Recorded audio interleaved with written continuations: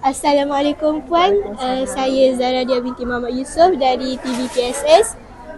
Ingin menebu bual Puan lah. Boleh. Sebelum itu saya menanya nama lah. Apa nama Puan? Nama saya Zari Suria binti Muhammad Syafi'i. Anak saya darjah 1 dengan darjah 5.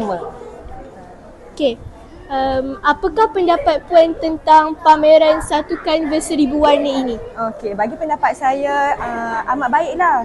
Sekolah buat program macam ni. Waktu mana? Waktu hari prestasi anak. Sebabnya program macam ni bukannya hanya ibu bapa je yang boleh tengok.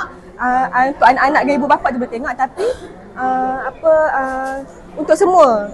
Ibu bapa boleh tengok, murid boleh tengok, cikgu pun boleh tengok.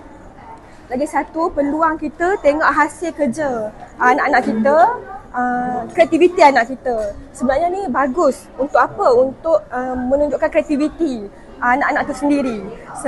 Sebabnya support system anak tu bukannya hanya kreativiti tu hasil daripada anak saja, tapi sebenarnya support system daripada siapa? Daripada guru, daripada ibu bapa. Tanpa bantuan guru dan juga ibu bapa, anak-anak tak akan menghasilkan kreativiti yang secantik ni.